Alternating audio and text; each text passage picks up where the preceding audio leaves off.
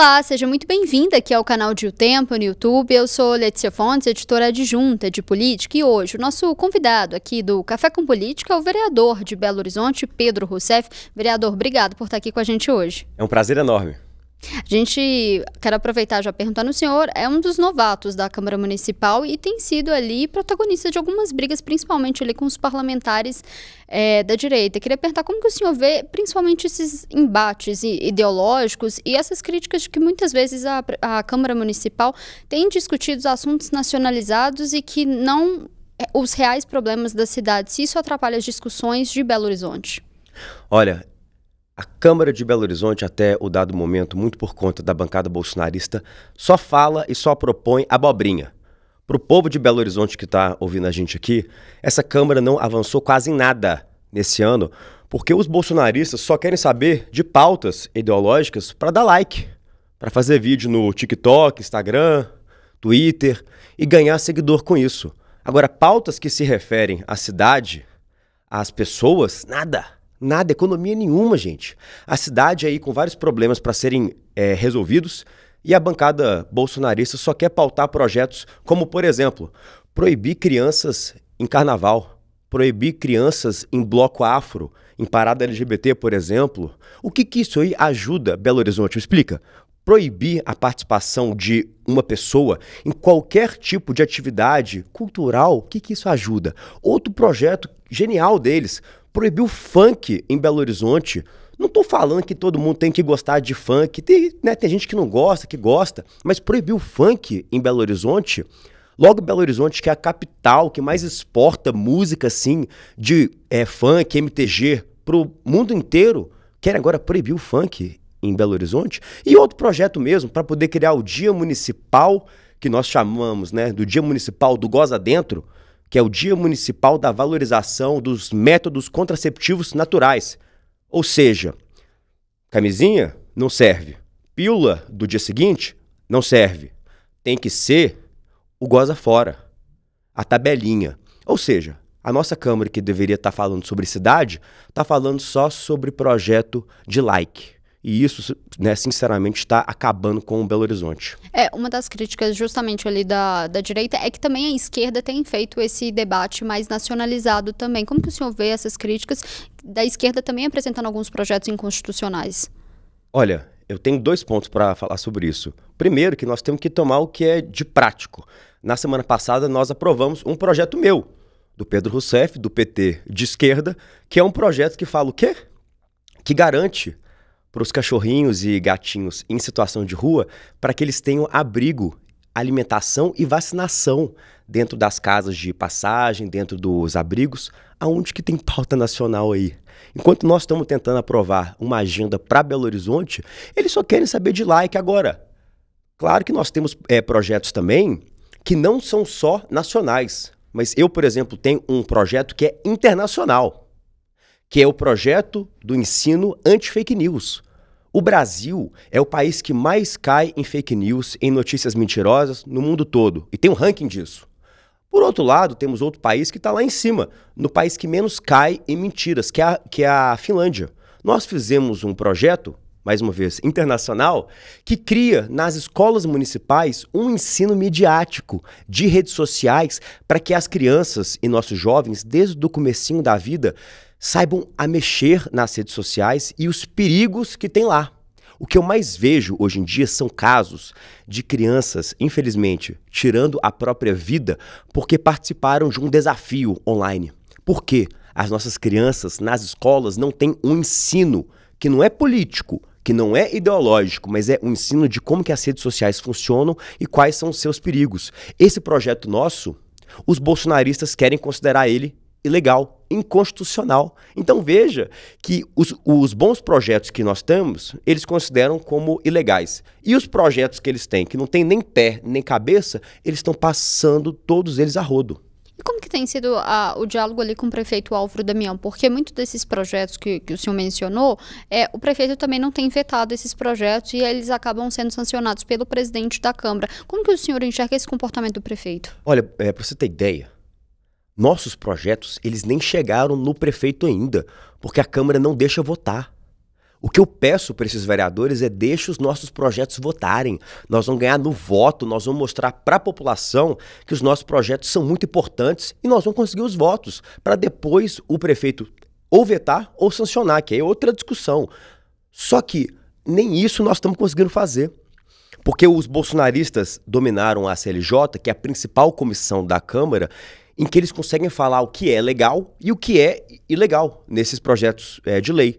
E estão considerando todos os nossos projetos de lei ilegais, a ponto de uma colega nossa, a vereadora Luísa Dulce, ter quase perdido o seu projeto que garantia direito à água, porque os bolsonaristas queriam falar que é um projeto ilegal. Ou seja, nós nem temos a possibilidade ainda dos nossos projetos serem colocados na mão do prefeito Álvaro Damião para ele poder analisar, que eles estão todos sendo barrados na Câmara. E tem algum diálogo com o presidente da Câmara, Juliano Lopes, em relação principalmente desses projetos que, como o senhor mencionou, não têm saído da CLJ? Olha, o diálogo com o presidente Juliano é sempre muito bom, todas as semanas ele recebe a gente, só que ele tem que atuar mais. Claro, é o presidente da Câmara que não pode interferir na CLJ, né? O Juliano sempre ouve a gente, é um cara muito respeitoso, tá? Só que ele tem que ajudar, porque a Câmara não pode ser legalmente, né, juridicamente, toda voltada para a direita, tem que ter debate. E é para isso, né, que se o nosso presidente estiver ouvindo a gente aqui, eu peço ajuda, presidente, para que a Câmara possa pelo menos debater as ideias, que eu tenho certeza que você é um homem muito justo, honesto e um cara que pensa Belo Horizonte para o bem. Sobre o prefeito Álvaro Damião, recentemente ele fez uma cena ali para a bancada da esquerda, fazendo a nomeação de alguns indicados ali, principalmente do PSOL. Como que tem sido esse diálogo ali com o prefeito Álvaro Damião em relação às pautas da esquerda? Olha, até um dado momento, o prefeito tem aprovado algumas pautas da direita, algumas pautas da esquerda. O prefeito não é de esquerda, gente, né?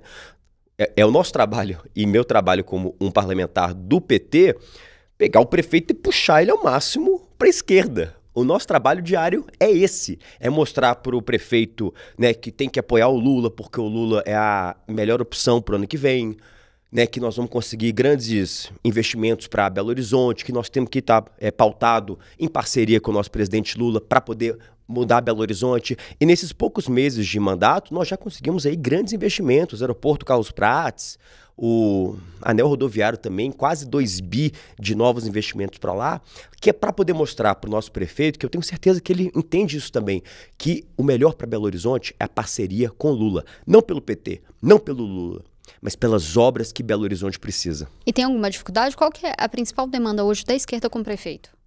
A principal demanda é a gente ter interlocução para que os nossos projetos sejam aprovados. Só que o problema não está mais com o prefeito, está com a Câmara.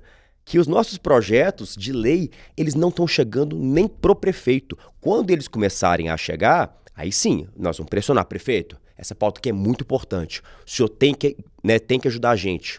O senhor tem que pedir para a bancada da base aí apoiar esse nosso projeto para a cidade. O prefeito Álvaro Damião tem defendido ali, em várias entrevistas, uma maior verticalização da cidade. Inclusive, é esperado ali que chegue na Câmara, né, nos próximos dias, projetos para poder mudar o plano diretor, para poder permitir construções de prédios maiores, verticalizar em determinados bairros. Como que o senhor vê essa proposta e essa defesa do prefeito em relação à construção civil? Uma coisa que eu vou deixar bastante claro. Belo Horizonte, gente, tem que mudar, é para ontem. Para ontem.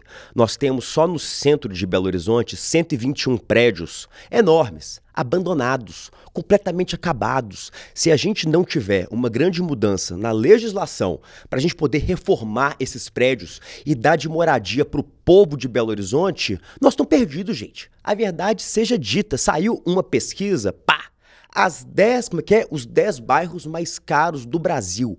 E desses 10 bairros, 2 são de Belo Horizonte.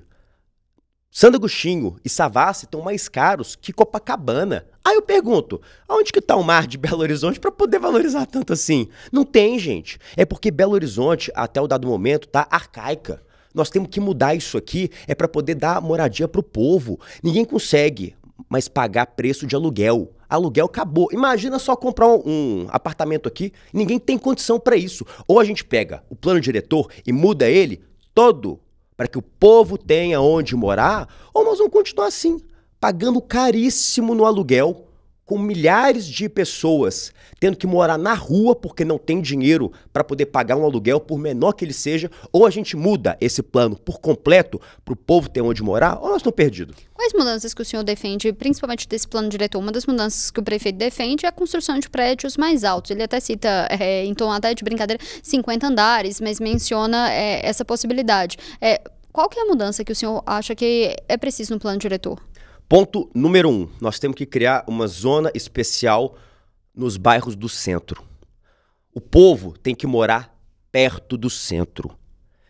Antigamente, os grandes conjuntos Minha Casa Minha Vida, eles eram sempre colocados nas periferias, para longe do centro.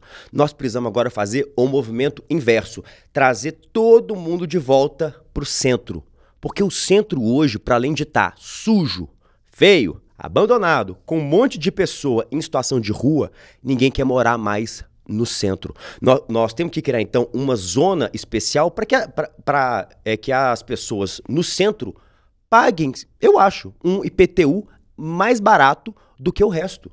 Porque, gente, morar no centro de Belo Horizonte é muito importante, não é só para as pessoas que vão gastar menos com o transporte, vão fazer as coisas a pé, de bicicleta, raramente pegar um ônibus, mas é importante para a cidade porque o centro é a cara de toda a cidade. E a cara de Belo Horizonte nesse momento tá muito feia, gente. Tá uma cara horrível lá perto da rodoviária. Então, que bom que teve aquela reforma na Praça Rio Branco, imagino, que já deu uma boa mudada, mas tem muito que ser modificado ainda. As pessoas têm que voltar a morar no centro. Então, o que a gente puder fazer para dar de incentivo para as pessoas voltarem e também para que nós tenhamos mais construções, principalmente das moradias sociais e populares no centro de Belo Horizonte, principalmente via retrofit, Minha Casa Minha Vida, para poder dar moradia para o povo, melhor. Já não vem, então, problema nenhuma flexibilização até das regras ali das construtoras, então?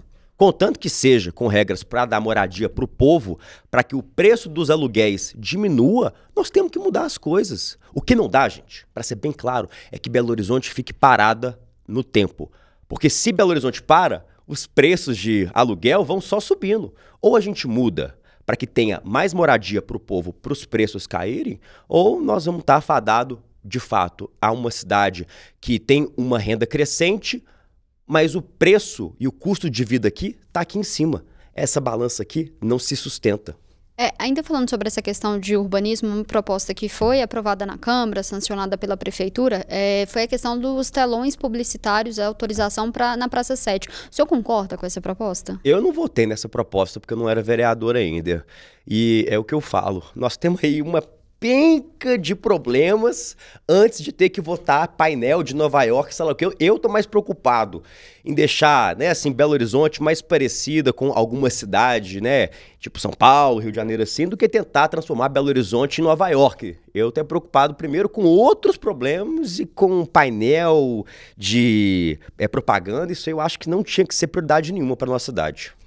Um outro ponto ali que o senhor participou da votação, inclusive gerou até um mal-estar da própria bancada do PT e da esquerda, foi a votação ali da autorização do complexo hospitalar pelo governador Romeu Zema. Como que o senhor encarou essas críticas do voto do senhor, até inclusive ali da própria bancada da esquerda?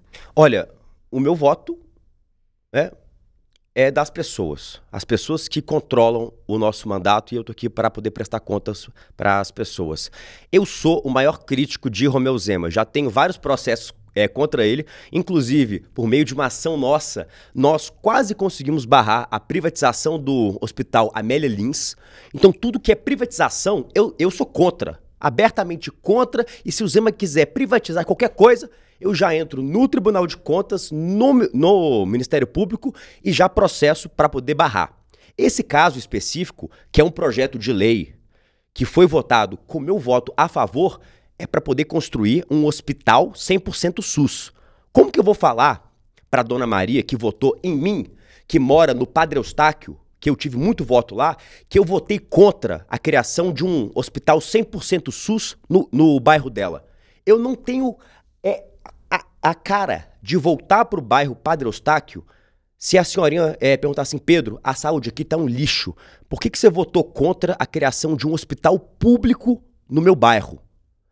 Eu não tinha como votar contra, sinceramente. E se votasse, se fosse colocado para votar de novo, eu votaria. Nós precisamos de mais hospitais 100% SUS e públicos. E nesse projeto era exatamente isso. Não falava nada sobre privatização, venda e tal, porque se fosse, eu seria contra. Por que o senhor acha que a posição do senhor contrariou ali dos outros colegas da esquerda? Olha, eu sinceramente acho que houve ali uma falta de comunicação com a bancada, porque, e aí todas as pessoas podem pegar esse projeto na íntegra, esse projeto ele é muito resumido. Fala assim, a criação de um hospital 100% SUS da FHEMIG no bairro Padre Eustáquio. A prefeitura tem que ceder um terreno para essa construção. O vereador vota sim ou não? Aí eu li esse projeto e falei, uai, a prefeitura tem que ceder um terreno para poder construir um hospital que é 100% SUS, que as pessoas vão poder usar de graça, 0800, eu vou votar a favor. Independente se foi o Zema que mandou, se foi o Álvaro que mandou, se foi o Papa que mandou, se o Trump que mandou. Se cai para mim para votar a favor da criação de um hospital SUS, 100% SUS, eu voto a favor. E teve depois alguma conversa com os colegas de bancada por conta desse mal-estar? Não, a nossa relação com a bancada é muito boa, é tranquila. A bancada, cada um tem os seus votos e tem outros projetos que eu fui a favor, que a bancada foi contra e vice-versa, sabe? A bancada é muito flexível, graças a Deus nós temos uma bancada grande agora de 4 vereadores, então isso é muito comum, a gente vota vários projetos juntos, a grande maioria, mas às vezes um vota contra, o outro vota contra, tal, mas isso é super normal, é tranquilo. Falando um pouco sobre 2026, a gente ainda tem uma indefinição ali, principalmente do campo da esquerda, de quem que vai ser o candidato. O presidente Lula já sinalizou a vontade do senador Rodrigo Pacheco disputar o governo de Minas, mas até agora, publicamente, ele não fez um aceno. O senhor acredita que o nome dele, do Rodrigo Pacheco, é o melhor nome? E como fazer para poder convencê-lo?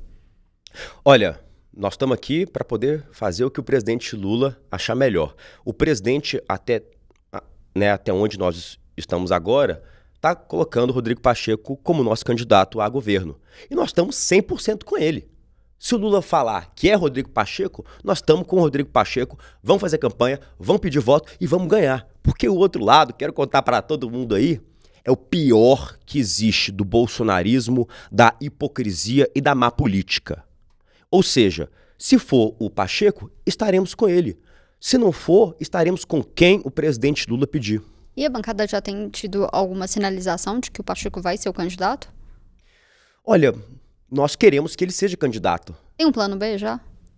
Olha, quem decide se tem plano B ou plano C é o próprio senador Pacheco. Se o nosso senador Pacheco não quiser ser candidato, aí sim nós temos que arrumar outro. Mas até então não é discutido Agora, isso. até então, nós estamos 100% com senador Pacheco, até que o senador decida por ser candidato ou não ser candidato. Mas tenho certeza que ele vai ser candidato, porque senador Pacheco é um homem de muito respeito em Minas Gerais e pelo Brasil todo, um cara democrata, um cara que, inclusive, se mostrou muito fiel ao presidente Lula, mas principalmente à democracia brasileira. E tem algum outro nome que o senhor avalia ali dentro do PT mesmo, ou da esquerda, que poderia ser uma alternativa? Olha, nós temos vários nomes que são bem positivos. Nós temos a prefeita de Contagem, Marília Campos, que é alguém que eu tenho um respeito enorme por ela. Acho que seria uma ótima candidata também. E o PT tem grandes nomes também, né? O próprio Reginaldo Lopes, né? Que é um bom nome também, histórico. E para fora da nossa bolha, nós temos, por exemplo, o próprio Calil, que já foi candidato uma vez, né? Com apoio do presidente Lula. O fato, gente, é que nós precisamos ter um candidato que dê palanque para o presidente Lula e que não só ganhe em Minas Gerais contra Nicolas e contra Cleitinho, mas para que ajude a vitória do presidente Lula contra Bolsonaro de novo. Então o senhor acredita que o PT, seja do PT ou de um partido aliado, precisa ter então um candidato ao governo de Minas em 2026? Com certeza. Independente se é do nosso partido ou se é de um partido mais de centro, nós temos que ter um candidato. O que não dá é para a gente deixar Cleitinho, Nicolas e Bolsonaro ganharem em Minas Gerais. Coisa que a gente não deixou eles fazerem em Belo Horizonte, foram derrotados e será a mesma coisa em Minas Gerais ano que vem. Falando em PT, a gente teve as eleições do diretório estadual, que saiu o resultado, a Leninha foi eleita presidente, mas a gente viu um partido que ficou rachado, dividido. Como que o senhor viu essa disputa do diretório, se isso, na verdade, vai levar consequências para 2026, esse partido dividido? Olha, eu acho que assim, o PT é muito engraçado porque a gente tem o nosso processo interno, que é normal ter briga. Assim como toda eleição, todo mundo briga, mas terminou o nosso PED, nós estamos agora focados no ano que vem. A Leninha é uma mulher guerreira, competente, que tenho certeza que vai ser uma excelente presidenta do nosso partido estadual. Assim como Guima também, que nós conseguimos eleger como presidente novamente em Belo Horizonte. Então, assim, o nosso racha, ele é durante as eleições internas. Depois que acabou, tá todo mundo junto de novo, porque não importa mais as eleições internas. Importa agora garantir o maior número de apoio e de voto pro presidente Lula. E isso independe se era com X, com Y, com Z. Então, o nosso trabalho agora é dar o máximo de apoio para a Leninha, para que ela faça um bom mandato como presidenta. E a gente está falando de 2026, qual que é o plano do senhor? Muito se fala que talvez o senhor vai disputar uma vaga na Câmara dos Deputados. Qual que é a perspectiva? Olha, eu tive com o presidente Lula na semana passada e é o que eu sempre falo. Eu faço o que for preciso para que o Lula seja eleito ano que vem. E o Lula falou comigo assim, Pedro, você tem que rodar o estado todo. Todas as cidades para poder buscar a nossa militância, para poder falar com todo mundo em alto e bom som que eu sou candidato. É só se eu morrer que eu não sou candidato ano que vem. E aí, gente, eu já estou percorrendo o estado todo, porque para a gente poder ganhar do bolsonarismo, dessa extrema-direita ano que vem, nós temos que ir rodar. E principalmente pelas redes sociais, nós precisamos de alguém que faz embate, combate, que não tem papas na língua.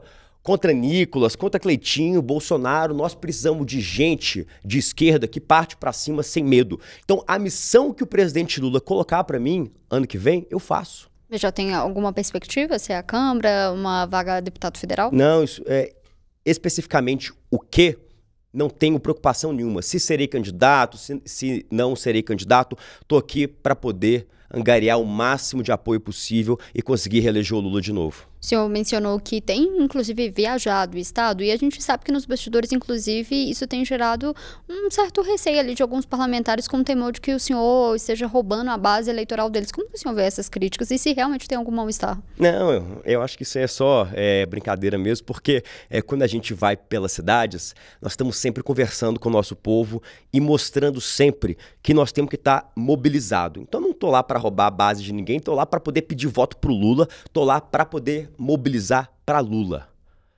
Parece assim, mas o Pedro é só Lula, PT? Não, gente. A gente está esquecendo o que era o último governo. Ou melhor, nós estamos lembrando agora de um cara que tem coragem de mandar o filho para os Estados Unidos para poder pedir intervenção, para fazer chantagem contra nosso país. Nós estamos lembrando agora o que era Jair Bolsonaro como presidente. Um cara completamente insano, que tem coragem de colocar o país em risco para poder tentar se livrar da cadeia.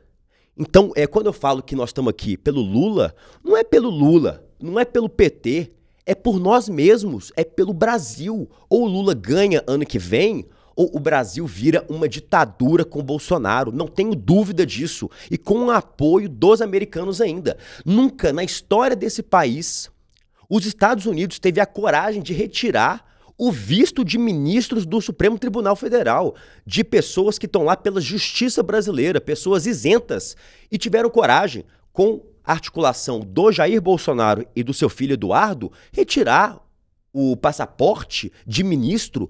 O que eles vão fazer com esse país se Bolsonaro voltar para o poder? O Brasil acaba.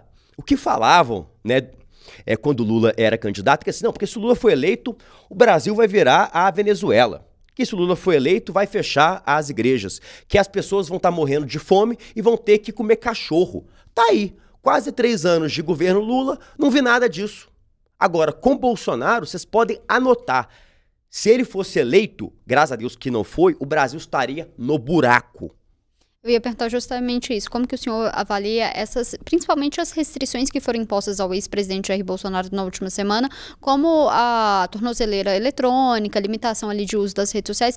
Eram necessárias essas medidas na avaliação do senhor? Necessário não. Isso aí era necessário há 2 anos atrás, gente. Pelo amor de Deus, agora já deveria ter sido preso. A gente nem deveria estar falando sobre tornozeleira. A gente já deveria estar falando de qual cela ele ia estar, qual que é a cor da grade. Pelo amor de Deus. Tornozeleira era há 2 anos. Tornozeleira era logo depois dele ter articulado uma tentativa de golpe que destruiu Brasília. Agora não tem mais tempo para tornozeleira. É jaula, é prisão agora. A mesma coisa pro filho dele, Eduardo. Se a gente tivesse feito o que a justiça tinha falado, de dar tornozeleira para eles, investigado eles, de olho neles há 2 anos, nada disso, de sanções, quase uma guerra comercial contra nosso país, estaria acontecendo agora.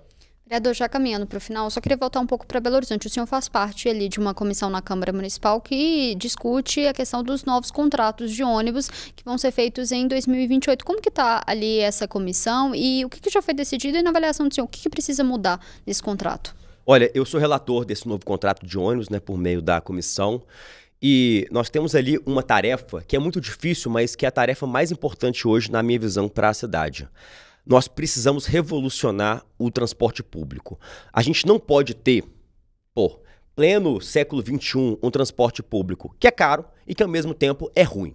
Então, o que eu coloco já como meta é que, como relator do novo contrato de ônibus, eu não vou deixar subir um único centavo dessa passagem de ônibus se não tiver uma melhoria muito grande e muito clara para a nossa cidade. Subsídio. Gente, sabe? Nós precisamos ter muito claro.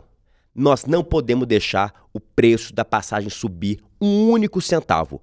Belo Horizonte paga para esses grandes empresários aí uma coisa assim enorme de subsídio, 750 milhões por ano. Mas eu pergunto para vocês, se a gente tira esse subsídio, a passagem vai para quanto?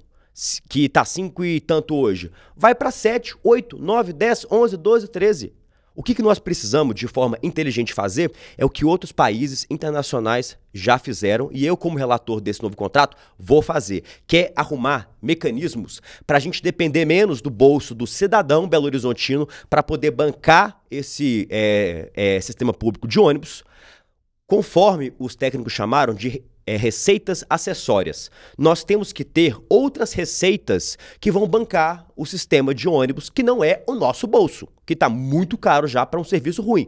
Por exemplo, em Xangai, todos os terminais rodoviários, eles são utilizados também como centros comerciais, até mesmo hotéis e moradias. E a receita gerada por esse sistema abastece os ônibus financeiramente. Ou seja, o cidadão não gastou um único centavo e o sistema está lá rodando a um preço bom e a uma ótima qualidade. Por exemplo, nossos terminais rodoviários aqui não servem para nada. Não servem para absolutamente nada. Os ônibus vêm, vão, as pessoas sobem e descem e não tem utilidade nenhuma. E se a gente fizesse igual a China fez, que é colocar centros comerciais lá para gerar aluguel e para esses aluguéis bancarem o preço da passagem, por exemplo, o cidadão não ia estar sendo penalizado por isso e aí esse subsídio, aí sim que a gente poderia rever ele. E nesse contexto ali, pensando em custos, tarifa zero pode ser uma realidade? É algo realmente viável? Olha, tudo aqui é matemático. O tarifa zero, ele é real sim. Assim como nós temos algumas prefeituras, inclusive do PT, como Maricá, que é uma grande prefeitura ali, que já é 100% tarifa zero. Nós temos que adequar o modelo, que aí sim, Belo Horizonte pode ser a primeira capital a ter. E nos trabalhos dessa comissão, já teve alguma conversa com a Prefeitura de Belo Horizonte, o Álvaro Damião, porque esse novo contrato se encerra ali em 2028, o novo contrato tem que ser feito. Como que está essa interlocução e, inclusive, a disposição da Prefeitura? Olha, até o dado momento, a Prefeitura tem cooperado com a nossa comissão de uma forma muito positiva. A gente faz reuniões a cada 2 semanas, vários secretários já estiveram lá e o prefeito vem falando que vai construir junto, tanto da Câmara, tanto da sociedade, esse novo contrato de ônibus. Porque o último, infelizmente, foi um contrato muito rápido, que não deu para ouvir tanto a Câmara, tanto a população. Esse contrato não.